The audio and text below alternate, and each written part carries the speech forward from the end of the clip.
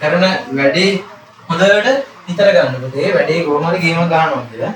ගේම ගන්නවා කියලා හිතර ගන්න. පදාර්ථ පුතේ ප්‍රධාන වශයෙන් අපි වර්ග කරන්න පුළුවන් ආකාර දෙකක් තියෙනවා. පදාර්ථය කියන එක අපි වර්ග කරන්න පුළුවන් ආකාර දෙකක් තියෙනවා. එකක් තමයි රසායනික සංයුතිය අනුව. රසායනික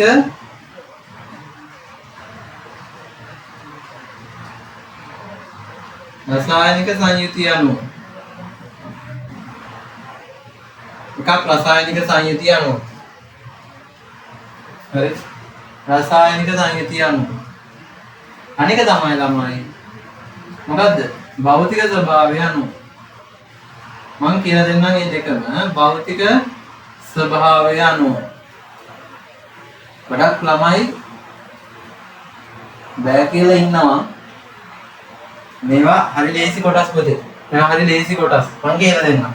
දැන් පුතේ අපි හිතමු ඝන වස්තුවක් තියෙනවා මොකක් හරි ඝන වස්තුවක් කියවම මට මතක් වෙන්නේ ඝනම් වල තියෙන අර ඝන මේ ඝනකයක් ඝනකාභයක් කොහොමද? හරි. අපි ඒකත් ගමුකෝ. මෙන්න මේ තියෙන ඝනකාභයේ හැදිලා තියෙන්නේ මොනවා වලින්ද? පිටම ප්ලාස්ටික් වලින් කියලා. මේ ඝනකාභය හැදිලා තියෙන ප්ලාස්ටික් වලින්. හරි. මේ ඝනකාභය හැදිලා තියෙන ප්ලාස්ටික් වලින්. එතකොට ඔයා මේක රසායනිකව බැලුවොත් මේක ප්ලාස්ටික් වලින් තමයි හැදිලා තියෙන්නේ. ප්ලාස්ටික් වලින් තමයි මේක හැදිලා තියෙන්නේ. රසායනික සංයුතිය අනුව පුතේ මේක ළමයි ප්ලාස්ටික් වලින් තමයි හැදිලා තියෙන්නේ. දැන් පුතේ භෞතික ස්වභාවය අනුව ගත්තාම මෙයා ඝනයක්. තේරුණා නේද? භෞතික ස්වභාවය කියන්නේ පිටතට පේන විදිය. මෙයා ඝනයක් විදියට තමයි පේන්නේ. ඊට අල්ලද්දි තේරෙනවා මේක ඝනයක්. අපිට පුතේ රසායනික සංයුතිය හොයන්න බෑ පුතේ අල්ලලා. අපි පරීක්ෂණයක් මොකක් හරි කරලා තමයි මේක අපි රසායනික හැදිලා තියෙන විදිය හොයාගන්නේ. ඒක තමයි කියන්නේ රසායනික සංයුතිය කියලා. තේරුණාද? හරි. උදාහරණයක් ගත්තාම හොඳ උදාහරණයක් තියෙනවා. තව උදාහරණයක් මතක් කරගන්න ඉක්මනින්. ජලය. ජලය ගත්තාම H2O කියලා කියනවා. මේක දන්නේ නැත්නම් අහගෙන ඉන්න මේ H2O කියන්නේ ජලය. එතකොට ළමයි මේ ජලයට පුතේ ඔයා භෞතික ස්වභාවය අනුව ගත්තාම මේක ද්‍රව විදිය තමයි තියෙන්නේ. හැබැයි රසායනිකව බැලුවම මෙයා හයිඩ්‍රජන් දෙන්නෙකුගෙන් සහ ඔක්සිජන් එක්කෙනෙකුගෙන් සමන්විතයි. අන්න රසායනිකව අපි අතුරට ගිහිල්ලා බලමු. H2O කියලා පිටතට පේනවද අපිට? පේන්නේ නැහැ. අන්න රසායනිකව මේක අපි බලමු. ඔන්න රසායනික සංයුතිය අනුව මේ භෞතික ස්වභාවය අනුව. තේරුණාද? නෑ වැඩි කොට. ඔන්නෝක තමයි තේරුම් ගන්න ඕනේ. මම හිතනවා හොඳටම තේරුණා ඇති කියලා. ප්‍රශ්න තියෙනවා නම් කිසියම් ප්‍රශ්නයක් තියෙන විදියක් නෑ පුතේ. සරලව තැන ඉඳන් කියලා දෙනවා. මේ පාඩමේදී මේ හැම පාඩමකදීම සරලම තැනදී අපි කියලා දෙනවා. ඔයාලා 10ද 11ද කියලා අදාළ නෑ පුතේ. මේ සරලව තැන ඉඳන් අපි කියලා දෙනවා වැඩි. ඔයාලා වන්දිකට ගියාද නැතාද මම දන්නේ නැහැ. සරලව තැන ඉඳන් කියලා දෙනවා මේක කොහොමද වෙන්නේ කියලා. රසායනික සංයුතිය අනුව පුතේ ප්‍රධාන වශයෙන් ආකාර දෙකයි. එකක් තමයි සංශුද්ධ ද්‍රව්‍ය. අනික තමයි මිශ්‍රණ කියලා කියනවා. මිශ්‍රණ. තේරුණාද? සංශුද්ධ කියලා තියෙනවා එක නම. සංශුද්ධ ද්‍රව්‍ය කියලා එක නමක් තියෙනවා. මිශ්‍රණ කියලා එක නමක් තියෙනවා. මේ රසායනික සංයුතිය අනුව වර්ග කරපු වර්ග විදිය. තේරුණාද? එතකොට හොඳට මතක තියාගන්න සංශුද්ධ ද්‍රව්‍ය තව ප්‍රධාන ආකාර දෙකකට බෙදෙනවා. මූල ද්‍රව්‍ය සහ සංයෝග කියලා. මූල ද්‍රව්‍යයි සංයෝගයි කියලා ආකාර දෙකයි. මූල ද්‍රව්‍ය සංයෝග මූල ද්‍රව්‍ය සහ සංයෝග කියලා ආකාර දෙකක් තියෙනවා. තේරුණාද? මොකද්ද මේ සංශුද්ධ ද්‍රව්‍ය කියන්නේ අපි මතක් කරගමු.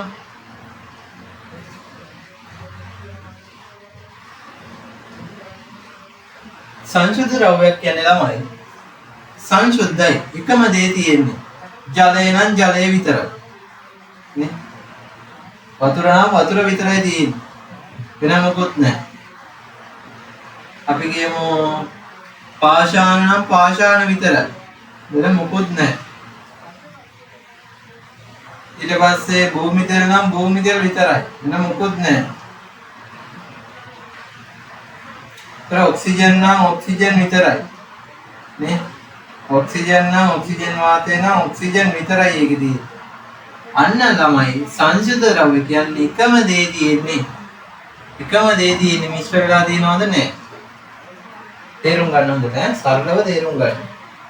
මොකද්ද එතකොට කියන්නේ මූල ද්‍රව්‍ය සංයෝගය කියලා තවත් ආකාර දෙකකට වර්ග කරන්නේ කොහොමද? වර්ග කරන්නේ ළමයි සංශුද්ධ ද්‍රව්‍ය ගත්තාම මෙන්න මේවා ජලය නම් ජලය විතරයි. භූමි තෙල් නම් භූමි තෙල් විතරයි. ඔක්සිජන් නම් ඔක්සිජන් විතරයි කියලා තියෙනවා. ඔයා බලන්න ජලය තුල පුතේ බැලුවොත් චූටි කාලේ ඉගෙන ගන්නවා මතක නැතුව ඇති. ජලය තුල තියෙනවා H2O කියලා රසායනික සංයෝගයක්. ඒකට මෙයා සංයෝගයක් ළමයි. මේක සංයෝගයක්. ඔක්සිජන් ගත්තාම ළමයි O2 කියලා තියෙන්නේ. ඔන්න සංයෝගයක්. හැබැයි පුතේ මූල ද්‍රව්‍යයක් කියන්නේ මොකක්ද? මූල ද්‍රව්‍යයක් කියන්නේ හයිඩ්‍රජන් හීලියම් වගේ තියෙන්නේ මේ ආවර්තිතාවකෝ කියලා එකක්. මොකද ආවර්තිතාවකයේ තියෙන සම්පූර්ණයෙන්ම මූල ද්‍රව්‍ය කියන්නේ ඔක්සිජන් නම් ඔක්සිජන් වාතය නෙමෙයි. ඔක්සිජන් තනි කෙනා මූල ද්‍රව්‍ය. හයිඩ්‍රජන් නම් හයිඩ්‍රජන් වාතය නෙමෙයි. හයිඩ්‍රජන් තනි කෙනා මූල ද්‍රව්‍ය විතරයි. මූල ද්‍රව්‍ය සහ සංයෝග කියලා ආකාර දෙකයි පුතේ සංශුද්ධ ද්‍රව්‍ය. තේරුණාද? හරියටම ඔළුවට දාගන්න ළමයි. ඔළුවටම දාගන්න. මිශ්‍රණ ගත්තාම මිශ්‍රණයක් කියන්නේ මොකක්ද? අපි මොළදී ඒක තේරුම් ගමු. මොකක්ද මිශ්‍රණයක් කියලා කියන්නේ කියලා. මිශ්‍රණයක් කියන්නේ මොන හරි දෙයක් අපි මික්ස් කරලා තියෙනවා නම් මොන හරි දෙයක් අපි පොට්ටරට ටැග් ගන්න මික්ස් කරලා තියෙන්නේ නේ මික්ස් කරලා තියෙන්නේ මිශ්‍රණයක් කියලා කියනවා. ලුණු දාපු ජලය මිශ්‍රණයක්. එතකොට මිශ්‍රණ ප්‍රධාන වශයෙන් ආකාර දෙකයි. එකක් සමජාතීය මිශ්‍රණ අධික සමජාතීය එකක් සමජාතීය මිශ්‍රණ. අනික විෂම ජාතීය මිශ්‍රණ.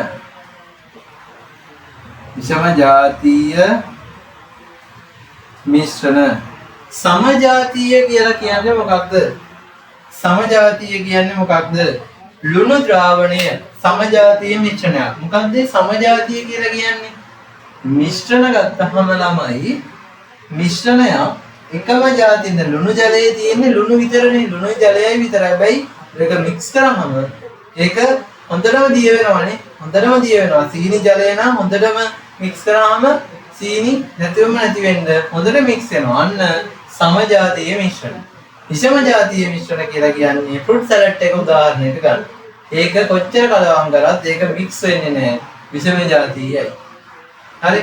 පියමෝ ගල් කැට වර්ග කීපයක් දානවා. විෂම ජාතීය අපිට විවිධ ගල් තියෙනවා. උදාහරණයක් හොඳ මේ. විෂම ජාතීය ජාති ගොඩයි. සමජාතීය කියන්නේ එක ජාතියයි. ලුණු නම් ලුණු විතරම. ලුණු ජලය නම් ලුණු ජලය විතරම. සමජාතීය. එකම පැතිරලා තියෙන එකම විදියට. විෂම ජාතිය කියන්නේ පැතිරලා තියෙන්නේ වෙනස් විදියට. තේරුණාද? හරි. මේ chart එක දාගන්න පුතේ 52 වෙනි පිටුවේ තියෙන කොළ පාට රූප සටහනේ තියෙන. හරි. ඊට කලින් පුතේ භෞතික ස්වභාවය නම් පුතේ ඔයාලා දන්නවා. බව පදාර්ථයේ ඝන ද්‍රව වායු කියලා ආකාර දෙක තුනකට කඩනවා. ඝන ද්‍රව වායු. ඒක කොහොමද භෞතික කියන්නේ පුතේ අපි අල්ලලා බලලා අපිට පේන විදිය ඝන. ඝන නම් ඝන. නේද? ඝනයි.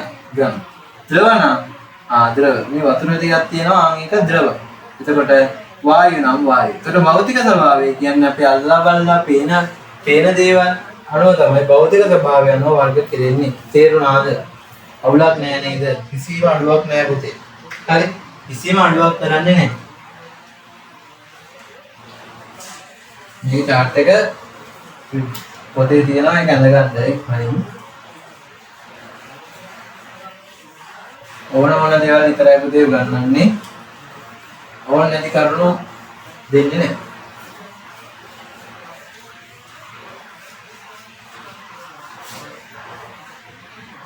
හරි ගන්න.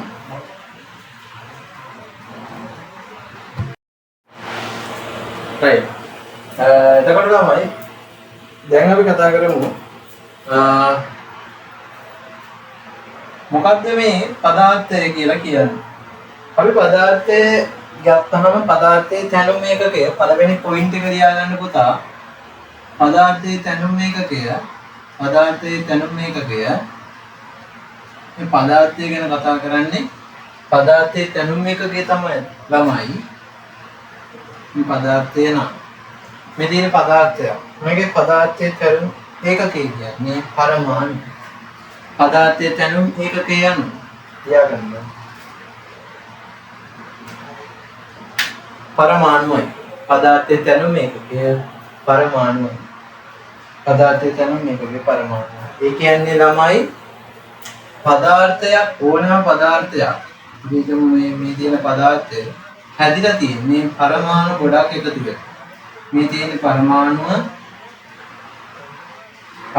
ගොඩක් එකතු වෙලා තමයි මෙන්න මේ පදාර්ථය කියන කෙනා හැදිලා තියෙන්නේ. තේරුණාද? ගොඩක් එකතු වෙලා තමයි පදාර්ථය හැදෙලා තියෙන්නේ. එතකොට ළමයි ඊට පස්සේ ඊළඟ පොයින්ට් එක දාගන්න.